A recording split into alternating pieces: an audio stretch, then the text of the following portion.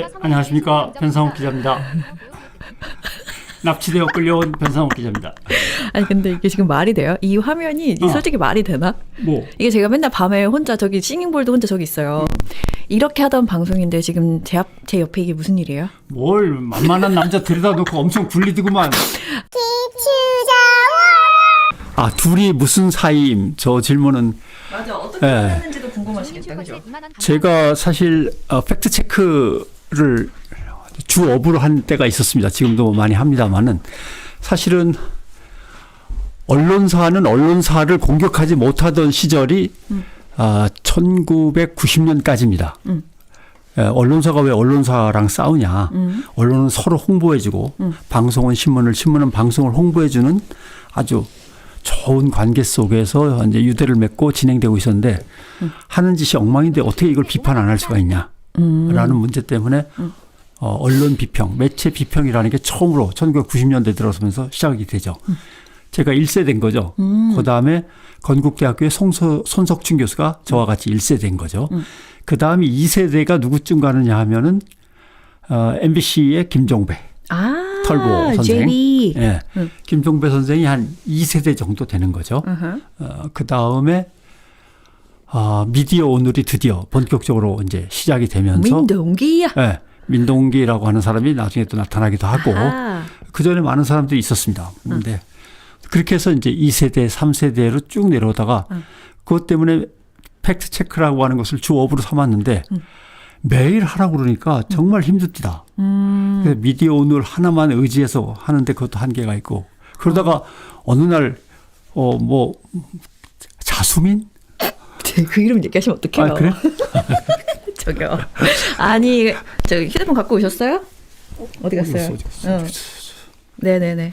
그래서 아무튼 딱 내놓으세요. 예, 기레기 추적자를 페이스북에서 처음 만난 것 같아요. 예. 페이스북에 처음 만나서 정말 많은 도움을 받았습니다. 왜냐하면 눈알이 빠지도록 밤새 봐야 이것들을 찾아내서 정리할 수 있는데 다 정리가 돼 있더라고. 특히 사진 같은 것들. 그래서 자, 이분은 현자시다. 나를 위해 하나님이 점지하신. 그래가지고 맨 처음에는 그 흔히 이제 미국 영화나 우리 영화도 그렇지만 컴퓨터 앞에서 콜라하고 햄버거 먹으면서 죽어라고 검색만 하고 이게 키보드를 두들기는 머리가 훌렁벅벅 껴진 배가 툭 튀어나온 한 40대 중반쯤의 아저씨일 거라고 추측을 했어요. 그 추측의 근거는 뭔가요? 저 많은 분들이 그렇게 생각하시더라고요. 말투도 거칠어. 맞아요. 그러니까 쌍욕을 박아버리니까. 쌍욕도 막 나오지. 막 그러니까 이 사람은 아마도 진보적인 성향의 한 40대 중반쯤에 그저 컴퓨터 앞에서 주변에 보면은 막 뭐 햄버거 봉지라든가 이런 거 콜라 캔 같은 거 널려 있는 그런 사람일 거다라고 생각을 하면서 늘 신세를 지고 언제 만날 수 있을까라고 했는데 민주당 서울시 교육 맞아요. 민주당 서울시 지구당 교육에서 강연을 하러 갔는데 왠지 그 앞에서 풀빵 팔 것 같은 젊은 처자가 와서 안녕하세요, 사진을 찍어도 되나요? 팬입니다. 막 그래서 그때 이게 뭔가 베네똥 같은 분위기에 맞아. 그런 옷 입고 가로 줄무늬가 있는 뭐 그러든지 뭐 하면서 찍었는데 갑자기 조그만 소리로 저 기추자예요. 그래서 뭐라고 했더니 제가 바로 기추자예요. 그러는 말을 정말 놀랐습니다. 맞아. 정말 놀랐습니다. 네. 맞아. 그럴 리가 없는데 삼촌이 기추자란 얘기겠지 했는데 아니에요, 저라니까요. 그래갖고 많이 놀랐어요. 맞아. 맞아. 병상 기자님이 거기 무슨 어딘지 모르겠는데 어디서 기레기 추적자 이거 보세요라고 얘기하는 거를 보고 제가 말씀을 드렸던 거다. 왜냐하면 아시는지 당연히 몰랐으니까. 맞아. 어디서 소개하는 거를 제가 봤었어요. 언론에 그렇죠? 속지 않으려면 어떻게 하면 좋을까요? 무엇을 읽으면 좋을까요? 라고 사람들이 많이 물어보니까 그때는 뭐 몇 가지 없었을 때니까 저는 기추자라고 하는 걸 늘 받아봅니다. 많이 의지하고 있습니다. 라고 얘기하고 정말 언론에 대해서 언론의 프레임에 대해서 공부를 하고 싶다면 좀 자주 보십시오. 이렇게 얘기했는데 아마 그 얘기가 흘러들어간 것 같아요. 지금 질문이 되게 많이 왔는데 그 중에 하나가 아까 제가 말씀드렸던 그거였어요. 여자한테 차여서 패션에 관심 가진 게 아니었냐 뭐 이런 소소한 질문이 있었는데 그건 아니다. 네. 원래 가슴속에 항상 그런 컬러에 대한 야망이 있었다. 그러니까 예를 들어 인문학 음. 네, 이과 문과 이렇게 되잖아요. 그래서 문과로 들어갔는데 물론 당연히 그나마도 이과도 아니고 문과였지만 어떤 예술적 감성에 대해서 허락하거나 허용하는 그 체제가 아니에요. 예. 그나마도 어떻게든 고등학교 때도 합창반을 하고 대학 때도 합창반을 하고 그랬는데도 불구하고 사실 그것조차도 쉽지 않았어요. 중학교 때 밴드부 들어갔다가 아버지한테 거의 죽도록 맞고 혼나고. 아, 그러니까 원래 약간 뭔가 이렇게 하고자 하는 게 많은데 세상이 용인을 안 해줬군요. 절대 용인하지 않아요. 아니, 근데 그런 거 성적 치고, 올리는 거 외에는 용인하지 않아요. 그런 거 치고는 너무 보수적인 환경에서만 계속 살아오신 거 아니에요? 보수예요. 맞아요. 보수예요. 보수 너무. 제가 딱 중도 보수에서 조금 더 보수로 간 정도가 접니다. 진짜 그런 것 같은데. 네, 그래요. 이 정도가 보세요. 내란 옹호하십니까? 내란? 네. 내란을 옹호하는 건 그건 이제 극우적인 거죠. 그러니까요. 네. 이 내란이다라고 얘기하는 거기서부터 이제 이야기가 시작돼야 되는 거 아니에요? 제일 중요한 거는 진보다 보수다가 중요한 게 아니고 정직해야 돼요. 특히 열려 있는 어떤 사실에 대해서 특히 확인된 사실에 대해서는 정직해야 되거든요. 근데 기자들이 안 정직해서 문제가 되는 건데 틀림없이 확인된 사실에 대해서는 자기 입장하고 다르더라도 자기의 취향하고 다르거나 정치적 성향하고 다르더라도 인정해야 되거든요. 그게 보수죠. 그게 어떻게 보면 보수죠. 아니 근데 인정을 해야 되는데 아예 그런 것 같은데 자기가 어떤 걸 생각했을 때 자기 말에 뒷받침해주는 사람한테만 인터뷰를 따고 그것만 싣고 그래서 약간 자기 확증으로 편향이 이어지는 것 같더라고요. 예. 늘 너는 무슨 파냐 그러면 진보입니다. 뭐 보수입니다라고 할 때 저는 무슨 파가 맞습니까라고 이제 후배들이 물어보죠. 저는 어느 파에 가입하는 게 맞습니까? 인간적 정직파가 되면 된다. 인간적으로 정직해야 된다. 특히 기자 하려면 사실에 대해서만큼 정직해야 된다. 근데 친위 쿠데타를 일으키고 내란을 획책했으면 한 거지. 뭘 겁을 줬다가 뺐다가 그 기자들이 받아들이지 않아야 되거든요. 근데 헌법재판소에서 그렇게 진술한다고 그대로 받아 쓴다거나 이런 게 문제인 거죠. 아니면 그 광주에서 막 그렇게 집회가 일어나는 걸 마치 우리나라의 반반으로 의견이 갈린 것처럼 기사를 쓰잖아요. 예. 이런 일도 있고 이런 일도 있어. 근데 마치 대립하는 뭔가 양립하는 게 세상에 반반 존재하는 것처럼. 근데 그건 사실은 틀린 거잖아요. 그렇죠. 시대 정신이 거기에 맞지 않죠. 왜냐하면 지금은 헌정 질서가 완전히 붕괴된 상황에서 이걸 빨리 복구하고 문제가 된 인간들을 처단해야 되는데 찬반 집회, 찬반 양론, 그 여당과 야당의 힘겨루기 아니거든요. 국민한테 총뿌리를 겨누고서 다시 돌아온 것은 그거는 아니에요. 그러면 왜 그렇게 되는 거예요? 저는 이게 진짜 요즘 제일 궁금해요. 왜 그렇게 되는 건가? 왜? 그 반반조차도 그게 반이 아니라는 거. 저것이 우리나라의 그 반으로 국론이 분열된 것이 아니라는 거를 모르는 건지 알면서도 저렇게 쓰는 건지 모른다면은 공부를 왜 그토록 하지 않는 건지 아니면 아는데 왜 저 따위로 쓰는 건지 뭐 하는 인간들인 건지. 그러니까 언론에 몸담고 있지만 잠시 거쳐가는 사람이라고 생각을 하든지 여기도 그저 내 직장이야라고 생각을 하든지 여기에서 뭔가 나도 좀 벌어먹고 좀 커야 되는데 라고 생각을 하든지 그 방향성이 이제 문제인 거죠. 그러니까 국민을 바라보면서 국민의 뜻을 받아가지고 정치권으로 뛰어들어가서 정치인들을 휘두를 거냐 잡아 족치면서 라고 하는데 그게 아니고 정치인들한테 바짝 달라붙어가지고 거기서 나온 말들을 국민한테 흩뿌리는 역할만 할 거냐 이런 차이인데 얘기를 하면 어디서부터 그게 시작됐을까는 잘 모르겠어요.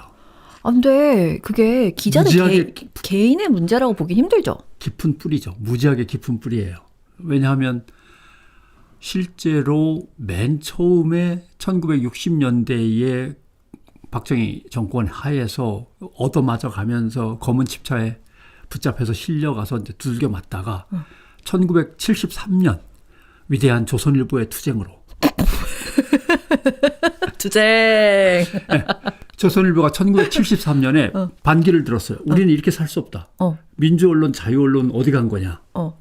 맨날 왜 기관원, 지금으로 치면 정보요원들이 부장, 국장 옆에 앉아가지고 기사 들락날락거리는 걸 다 감시하고. 그게 지금 조선일보가 얘기했다고요?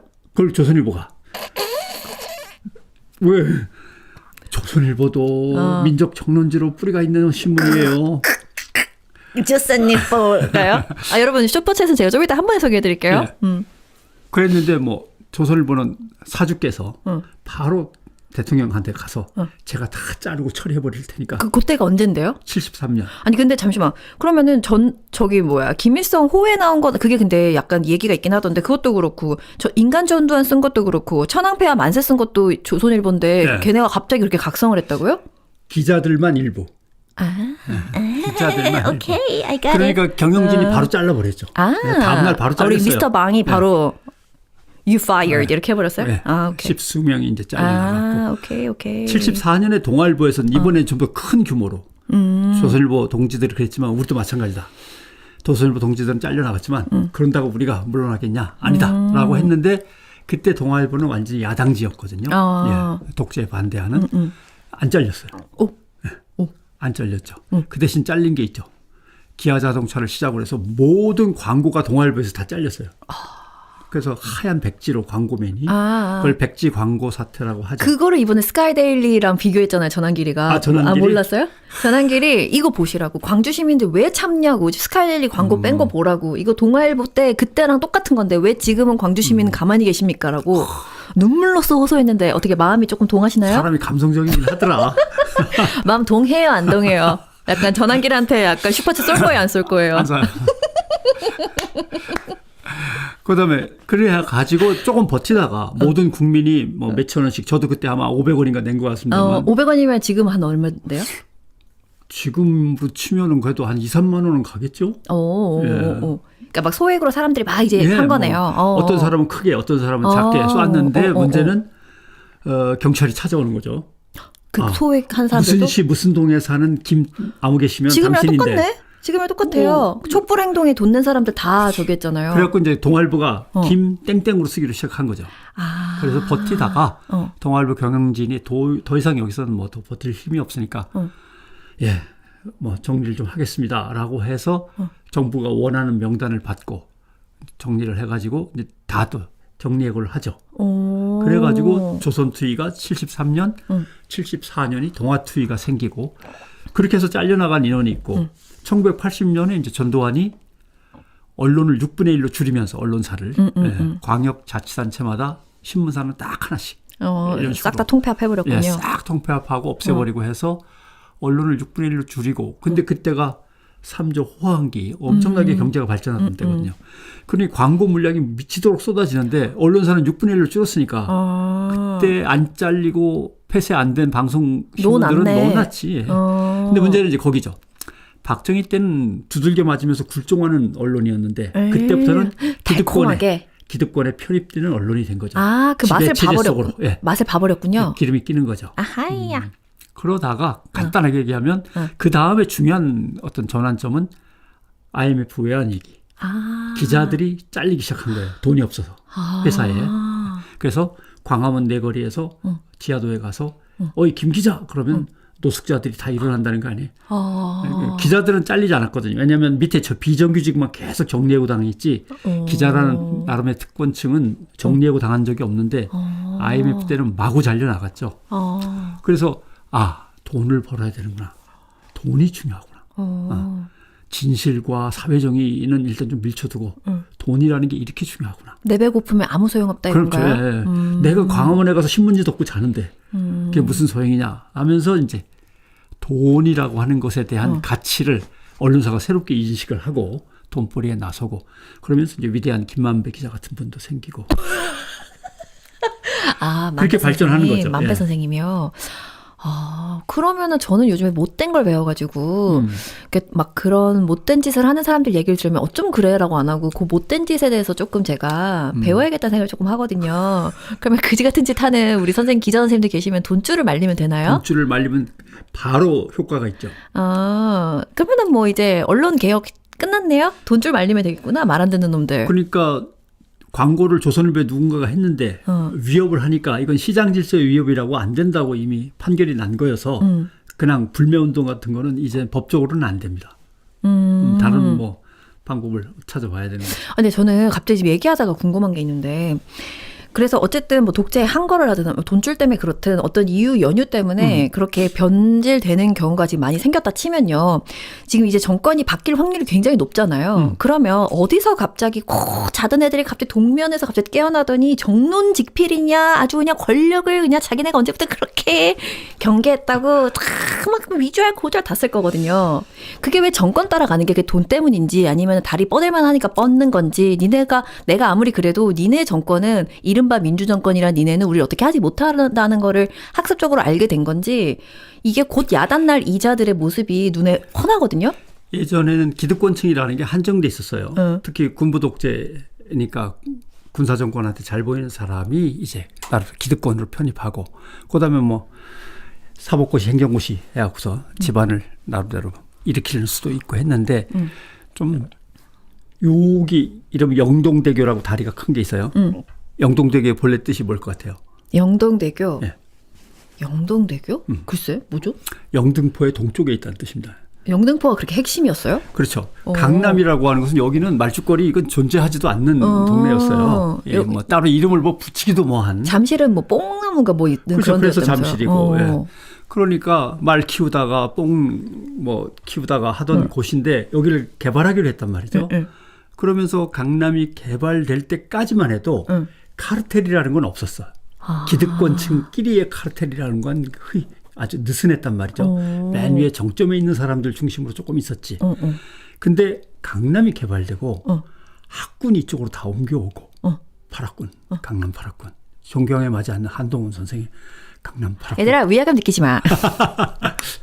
아무튼 그래서요. 그러니까 강남으로 좋은 것들은 다 옮겨오고 IT 산업의 이제 중심이 되고 그다음에 학군도 좋아지고 거기다가 지하철이 뚫리기 시작하면서 엄청난 땅값이 오르죠. 그러면서 강남에 재산을 마련한 사람들은 결국 군부, 재벌, 그다음에 행정고시, 사법고시 패스한 훌륭한 사람들, 그다음에 의사 등등등. 이게 하나의 이제 기득권의 카르텔로 굳어지는 거죠. 그래서 언론도 여기에 이제 한몫해서 그게 하나의 어떤 인맥과 혼맥과 항맥으로 끈적끈적하게 거대한 윤석열 대통령이 깨부시려고 했던 카르텔이 아마 그걸 거라고 나는 믿어. 그 카르텔 깨려다가 안 돼가지고 계엄을 싹 선포해버렸어요? 그런 거죠. 근데 이게 혼내까지 얽혀 있으니까 만만치 않아요. 조선일보와 LG 가문에 뭐 예를 들면 이렇게 이런 식으로. 와 대단하더라고요. 그 네. 혼맥도 보니까. 혼맥이 뭐 책으로 하면 몇 권이 나올 정도의 혼맥이니까 1세대, 2세대 계속 넘어가면서 또 하나의 문제는 이걸 유지해야 되는데 대통령이 유지하는 게 아니야. 대통령을 만드는 사람들이 유지하는 거지. 대통령을 누구를 시키면 좋을까? 이걸 항상 탐지를 해야죠. 왜냐하면 찍어주는 건 유권자니까 유권자들의 동향을 쭉 탐지를 해서 이번에는 아무개로 한번 밀어보자고. 이런 자기의 카르텔 속에서의 원로회의에서. 그래서 윤석열이 그 후보 때 중앙일보랑 조선일보 사장들 만나서 만나고, 술 먹고 막 그랬구나. 그쪽이 밤에 대통령들이시니까. 근데 그거 옛말 아니고 아직도 옛말이지만 지금도 뭐 어차피 뭐. 통하는, 특히 조선일보한테는 통하는.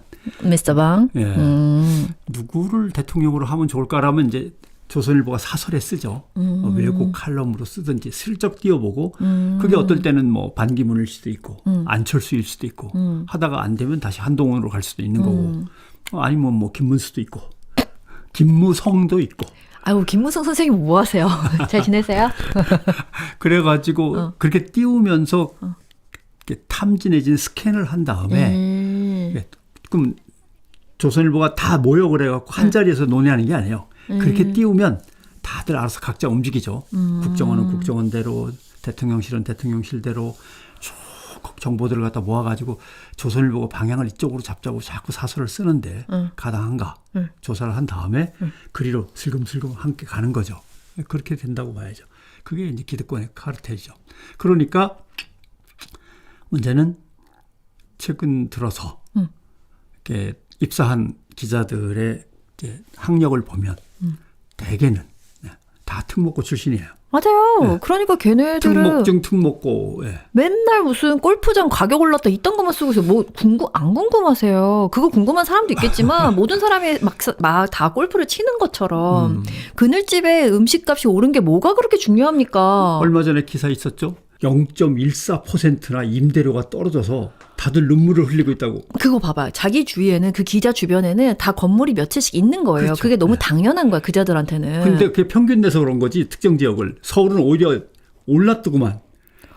0.04% 올랐다고 그랬구나. 0.04% 내렸다고. 그러니까 뭐 눈물을 흘리는 건물주들. 그러니까 저는 그 너무 어이가 없는 게 대중교통비가 올랐다고 눈물 흘리는 기사보다는 그늘집에 그 만두 가격 오른 거나 그렇게 임대료 떨어진 거에 눈물을 쭉쭉 흘리면서 기사를 쓰는 게 아니 조선일보.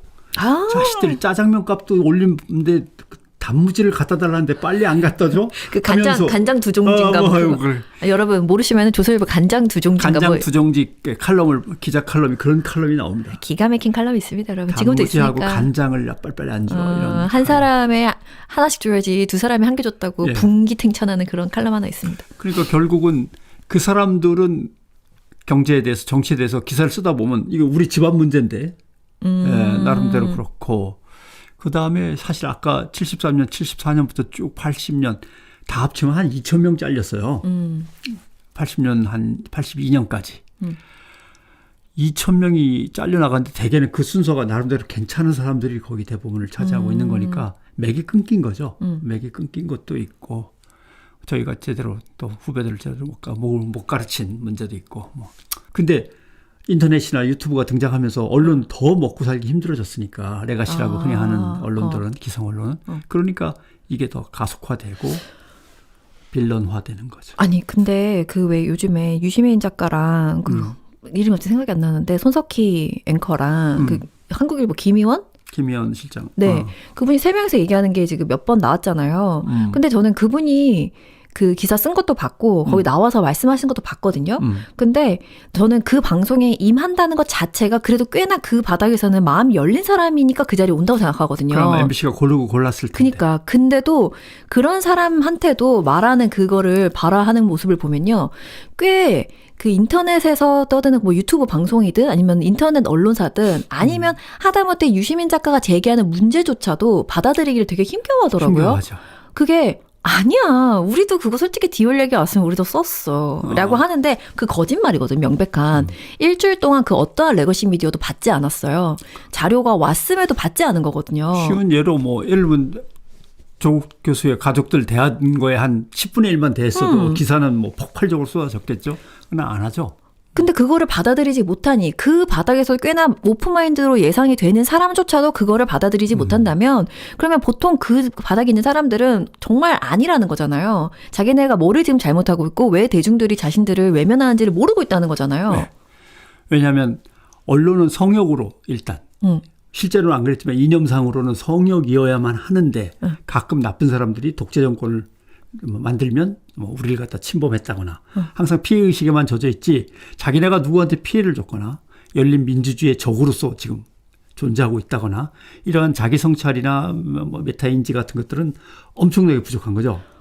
그 메타인지가 안 되는 사람은 발전이 없는 사람 아니에요? 그렇죠. 발전이 없죠. 왜냐하면 윤석열이라는 사람이 대통령이 된 거에는 거의 저는 8할 이상은 언론의 역할이었다고 생각하거든요. 그러니까 언론은 자기네들의 입지, 자기네들이 계속 돈을 벌 수 있는 사회 구조나 법과 제도가 유지되는 쪽으로 세상이 돌아갔으면 하는 바람이 있는 거죠. 그러니까 일선의 젊은 기자들은 뭐 그렇게까지 생각할 필요가 없는데 부장국장, 전무상무만 돼도 그게 최고의 목표가 되는 거죠. 그러니까 그쪽으로 자꾸 틀고 또 오늘 기자들은 뭐 당장 일에 치여가지고 뭐 아무것도 생각을 못하고 그냥 이쪽에서 막 지시 내리고 하라 그러면 할 수 없이 따라가고 야 이런 기사 왜 안 들어오냐 그러면 또 그쪽으로 맞춰 써야 되고. 와, 이번에 마지막 변론하는데 그 윤석열이 지 하고 싶은 말 다 하라고 해줬잖아요. 그걸 보면서 기사에 마지막 분수령이 될 걸 누가 분수령이 된대 이미 결정되어 있는 상황이잖아요. 그 마지막인데도 그거 분수령이라고 기사를 분수령 진짜 똑같은 소리인데 그런 얘기를 해요. 근데 저는 그거에 반해서 이재명 대표가 너네는 언론은 애완견 뭐 이런 식의 표현을 한번 했었단 말이에요. 그런 식으로 하면 안 된다. 모든 언론이 아니라 그런 특정 언론 딱 얘기하면서 그렇게 하는 행위는 애완견과 다름없다. 뭐 이런 이야기를 했어요. 했을 때 진짜 거의 모든 언론에서 사설 칼럼으로 진짜 물적으로 때렸거든요. 난 그것도 너무 궁금한 거예요. 그러면 그 사람들은 민주당이란 당한테도 누가 호의적이래. 그럴 필요는 전혀 없는 일인데 유난히 그런 물량으로도 그렇고 대하는 그 논조가 보이잖아요. 글도 사실 지문과 다름없는데 아무리 자신이 드라이하게 쓰려고 해도 티가 나기 마련 아닙니까? 어떤 단어들에서도 그렇고. 근데 이재명이라는 특정 개인과 혹은 당으로 보자면 세력으로 보자면 민주 세력 혹은 당으로 보자면 민주당 한테 유난히 박하고 이재명한테는 거의 학교폭력 가해자처럼 굴 때도 있거든요. 거의 린치에 가까울 때도 있죠. 그러니까 그거는 왜 그러는 거예요? 그러니까 해도 되니까 하는 거예요? 아니면 남들이 다 하니까 하는 거예요? 둘 다 해요. 예, 예를 들면 첫째, 해도 돼요. 왜냐하면 그걸 뭐라고 얘기할 수 있냐면 수동적 공격성이라고 하는 거죠. 힘 약한 사람만 골라가지고 마음껏 공격하는. 힘 세거나 바로 고소 고발 들어가고 난리가 나고 뭐 하면 슬그머니 빠지고. 언론이 그러시면 저희가 참 힘듭니다. 이 정도에서 끝나는 사람은 계속 공격받는 거죠. 그래서 수동적 공격성이라는 게 하나가 있고 또 하나의 문제는 보수 정권, 진보 정권의 차이인데 진보 정권이 들어서면 언론을 어떻게 대하냐면 언론이 요새 한쪽으로 너무 기울었거나 가짜 뉴스가 너무 많거나 언론이 너무 그동안 국민의 여론을 제대로 반영 못하는 문제가 있습니다. 그다음에 관과 언론의 관계에서 언론이 너무 좀 함부로 막 치고 들어가고 정보를 빼낸다거나 아니면 받아 쓴다거나 뭐 이런 문제가 있는데 조절을 좀 해야겠습니다 하면 언론을 하나의 시스템으로 보고 접근해요. 언론을 이렇게 바꿔야겠다. 예, 노무현 대통령의 언론 선진화 방안. 뭐 문재인 정부 시절에는 언론이 누굴 피해를 주면은 갚아야죠, 빨리빨리. 적어도 한 10배는 갚아야 그 피해가 상쇄되는데 3배 정도만 합시다. 무엇이 징벌적 손해배상 우리가 뻘짓 잘못해도 잘못해서 피해를 입었다고 법원이 판단하면 그때 내려니까 그것도 안 된다. 맞아, 난리 났었어. 난리 났었죠. 근데 보수 정권이 들어서는 그렇지 않아요. 보수 정권은 자상하고 친절해. 자상하고 친절한데 한 놈만 패는 경향이 있잖아요. 아니요. 일단 MBC 팼잖아 이번에. 몇 명만 극진하게 모셔. 언제나 우리 편인 분들은 이쪽에 따로 방을 마련해서 극진하게 모셔. 정부 광고도 엄청나게 쏟아주고. 문재인 때는 조중동 광고 무지하게 들어갔잖아요. 지들 그때도 가져갔어요. 안 가져가면 가만히 있겠나? 그다음에 이제 그건 A급. B급 전범들은 일단 한 대 때려야 돼, 이 자식들은. 겁을 좀 확 줘야지. 당근과 채찍을 확실히 주는군요. 당근을 많이 들이면 얼마든지 해줄 분들은 저기 있고, 일단 한 대 주워 박아야 되는 인간들. 그건 주로 이제 연합뉴스, KBS. 사장단 뭐 이렇게 흔들어대고 이런 거. 시청률 한전에서 안 걷고 니들이 알아서 걷어. 자회사 하나 만들어가지고 한번 고생 좀 해봐. KBS 깜짝 놀라고 몇천억이 날아가는데요. 안 되는데요. 뭐 한참 이제 그랬지만 결국 실행됐다가 자리가 잡히니까 다시 없던 걸 할게. 그다음에 연합뉴스. 1년에 350억씩 받았는데 200억은 떼겠습니다. 앞으로. 와. 350억씩 주다가 갑자기 200억을 떼겠다 그러면 연합뉴스 미치죠. 돈줄이다 이거지. 이렇게 한 방씩 주워 박으면 그다음부터 발발 납작 이렇게 되는 거고 그다음에 이제 내가 많이 던져주면 그거라도 감지덕지하는 스타일. 그건 이제 지역 언론들 중심으로 인터넷 신문들. 여기는 조그마한 거 하나만 줘도 먹고 살기가 워낙 힘들기 때문에 감지덕지하죠. 그다음에 이제 얘기하신 대로 어쨌건 말 안 듣는 놈들. 뭘 주든 뭘 하든 뭐 이 좌빨들 이러면서 이제 좌빨놈들. MBC, 뭐 오마이뉴스, 뭐 뉴스타파 뭐 뭐든 간에 이건 뭐 그러니까 가려서 지원하고 당근을 주거나 채찍질로 후려치거나 하는 거고. 근데 진보 정권은 전체를 보면서 언론은 바로 가야지 이렇게 삐딱하게 가면 안 되겠습니다. 제가 언론 법제를 갖다 한번 손을 보겠습니다. 이렇게 하면 손을 보겠다는 얘기는 되게 언론사에는 불리한. 장사하기 불리한. 그러면 똘똘 뭉쳐버리는구나. 그렇죠. 예, 그러면 또 어렵죠. 그럼 다시 한번 배우네요. 디바이드 앤 룰이네. 다 그렇죠. 쪼개고 말 안 듣는 놈들은 뭐 한번 세금조사 한번 시원하게 세금조사 들어가면 되지 않을까요? 그것도 또 아픈 기억이 있죠. 사장님 힘내세요? 아니, 그럼 그 전에. 그 전에? 김영삼 정부가 들어섰는데 연락이 살짝 왔어요. 우리 회사에. 그 장관이나 차관. 그다음에 국회의원들. 왜 속삭이시는 거예요? 이것들이 비밀 얘기예요? 헤쳐먹는 게 너무 많은 것 같아. 아, 네. 헤쳐먹는 걸 네. 차단하려면 재산이 투명하게 공개가 돼야 돼, 매년. 어허. 그러면 못 헤쳐먹겠지. 그러면서 근데 그걸 어떻게 합니까? 언론사의 고위 간부들도 재산 공개를 했으면 좋겠습니다. 어허. 그러면 우리가 언론사도 재산 공개 다 하고 장관도 하는데 정치인도 다 해라. 이렇게 하면서 분위기를 몰고 갈 수 있겠습니다. 그래서 우리 회사가 간부들 공개했어요. 재산. 그런 거죠. 그러니까 우리 재산을 들여다보면서 압박을 하겠다는 거야. 김영삼 대통령이면 진보에 있다가 보수로 건너오신 분인 줄 알았는데 어떻게 사람을 이렇게 대하나. 이 문제가 생겼는데 김대중 대통령이 들으셨었어요. 김대중 정부가 들어서니까 이분은 그래도 노벨 평화상을 타신 분이니까 평화롭게 이런 문제들을 마무리해 주시겠지. 꿈 깨이 자스들아. 했는데 갑자기 자 오래 되셨죠? 세무조사 받은지 하셔야죠. 세무조사를 한번 해보겠습니다. 아, 성역이 어디 있습니까? 하다 보니까 예. 저쪽에 홍 회장님 잡혀 들어간다든가 홍 회장님 사장님 힘내세요. 그러니까 잡혀 들어가는 그 길목에 기자들이 줄 까고 회장님 힘내세요. 놀고 있다라는 말씀 전합니다. 그래 가지고 언론은 태생적으로 진보 정권이 들어서면 무슨 일이 벌어진지를 알아. 아하. 최소한 보수 진영과 손을 잡은 김영삼 정부, 노벨 평화상을 타신 김대중 정부, 노무현, 문재인. 그러나 이명박, 박근혜 이때 아무 일 없었어요. 아, 그러니까 MB 때 쿨했잖아요. 아무 일 없다고. 이명박의 캐치프레이즈. 언론은 이제 산업의 눈으로 봐야 됩니다. 돈 벌고 키우고 그래야지 큰 덩치를 가지고 구글에게 맞서고 아마존에게 맞서고 이래야 되는 거 아닙니까? 야, MB는 근데 진짜 언론사가 냉만한 학구방처럼 조그마한 거면 이게 어떻게 이걸 해내겠습니까? 언론은 비즈니스로 기업으로서 커나가야 됩니다. 겉으로는 언론을 돈벌이로 생각하시면 안 됩니다라고 말을 하는 척하지만 자식이 현대에서 많이 배웠구만. 좋아. 이렇게 되는 거죠. 그래서 상암으로 다 애들 몰고 특혜주고 이렇게 네. 한 거예요. 그렇죠. 아, MB가 들어가다 보면요. 예전에 뭐 독재까지 안 가더라도 우리 사회에 해악을 끼친 그 씨앗이 MB 때 너무 많아요. 종편도 그렇고. 그렇죠. 일단 저 멀리서부터 시작하면 보수 정권이 들어서면 SBS를 일단 허락해. 그러고 나서는 종편을 허락해. 시장의 규모로 보면 종편은 1.5개 정도만 가능했어요. 광고 시장의 파일을 보면.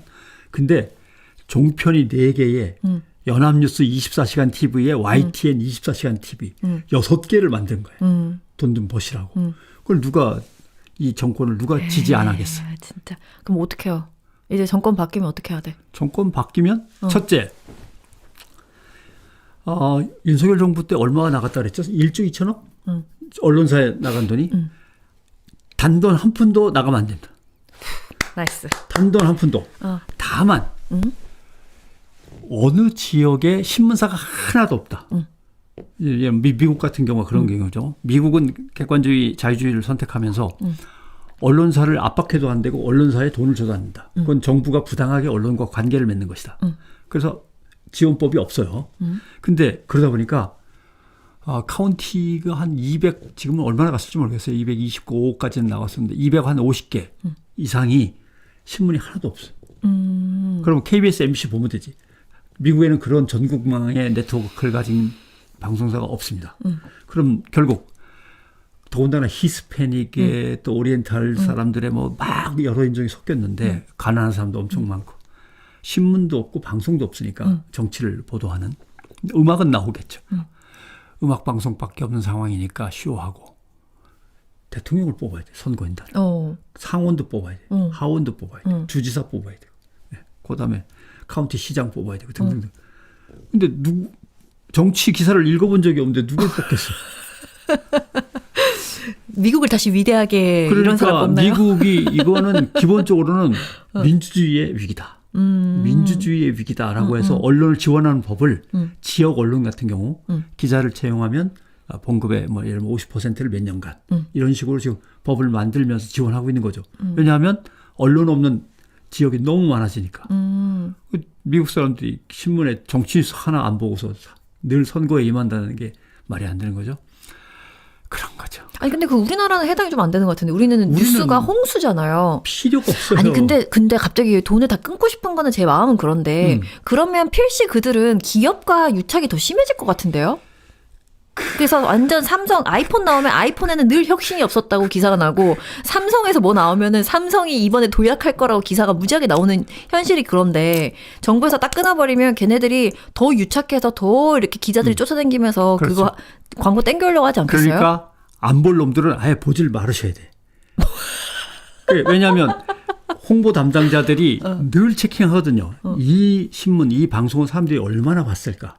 그걸 가지고 거기에 광고를 입히는 건데 지금까지는 뭐 보험 드는 셈 치고서 조금씩 줬지만 안 줄 날이 와요. 왜냐하면 유튜브에다 주는 게 훨씬 더 광고 효과가 큰데 열려 있습니다. 네.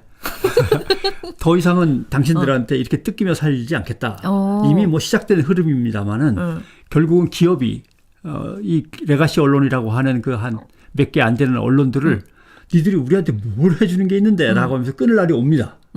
특히 조선일보 같은 게 정치를 움직여갖고 대통령을 지들 맘대로 슬금슬금 밀고 하는 이런 것들만 끊어진다면 기업도 무서워할 게 없어요 이제. 그럼 혹시 조선일보만 끊으면 어때요? 끊는 김에 좀 더 끊으시죠. 그러니까 만약에 그냥 내 마음 같아서 다 그냥 폭파시키고 싶죠. 조선일보만 만약에 끊는다면 그러면 조선일보는 고립되잖아요. 왜냐하면 저는 윤석열 정부가 MBC를 고립시키려고 무지하게 노력한 걸 많이 봤거든요. 내리라고 해도 함께 내리거나 같이 맞서 싸워준 언론이 없고 이기주 기자한테 슬리퍼 가지고 시비를 걸 때 그거 함께 싸워주는 기자가 없었다는 걸 너무 많이 봤어요. 그리고 MBC도 MBC 질문 안 받습니다. 탁 치니까 조선일보 기자가 튀어나와서 저 조선일보인데요 하는 모습을 봤단 말이에요. 한 놈만 죽여버리면 차라리 옆에서 우리도 저렇게 될까봐 겁먹고 더 움츠리는 걸 봤거든요. 네. 그래서 그 예를 드는 거예요. 조선일보만 딱 뭔가 걔네들이 하도 그지 같은 기사 쓰니까 하나 잡아서 너 이것 때문에 도저히 안 되겠다. 그래서 탁탁탁 끊는 거예요. 나가는 돈을. 그러면 그걸 보면서 애들이 바짝 쫄 거 아니에요. 네. 이러면 너무 더럽나요? 제 머릿속이 좀 그래요. 내가 보기에는 조선 매경 한경 정도는 예. 문화 국민 국민 세계 그거 짜짜버리는 다 끊어버리는 거. 그러니까 싹 다 말고. 그러니까 악질 놈들만. 예를 들면 그게 나름대로 어떤 채널로 이제 채널을 통해서 나름대로 시행이 된다면 정권이 바뀌면 반댈 수도 있어가지고 제가 보기엔 다 끊어버리면 됩니다. 아니 그래요. 뭐 다 끊는 걸로 쇼부 봅시다. 여러분 다 끊는 거예요. 아니, 법제가 그렇게 이제 만들어져야지. 예, 이게 뭐 나름대로 공공성 있는 법입니다. 그런데 요놈들만 확. 그래요? 정권 영원히 안 뺏기면 안 돼요. 죄송합니다. 아씨. 그러면은 그래 돈줄이 제일 좋아요? 또 다른 방법도 있어요? 근데 저는 이걸 조직화하면은 예를 들면 이제 검찰에서 수사를 할 때 범죄 조직 이렇게 하면은 범죄 조직의 특징이 있어요. 첫째, 조직표가 나와야 돼. 누가 맨 위에 위원장이고 부위원장이 어떻게 되고 기획위원이 어떻게 되고 이런 식으로. 그다음에 이게 항구적인 지속되는 회원제여야 된다 말이죠. 그러면 이 몇 가지를 갖추면 범죄 조직이에요. 네. 반항하는 사람들이 아니고 범죄 조직. 그래서 더기다 강령 같은 걸 만들면 더 하죠. 근데 이렇게 해가지고 조선일보 광고를 구독하지 맙시다라고 조직적인 운동을 펴면 불법입니다. 그러니까 이렇게 서로 이렇게 담소를 나누면서 아무튼 조선일보에 광고가 실리면 외면하자고. 외면하자고. 대한민국 정부 광고가 실리면 대한민국을 외면해.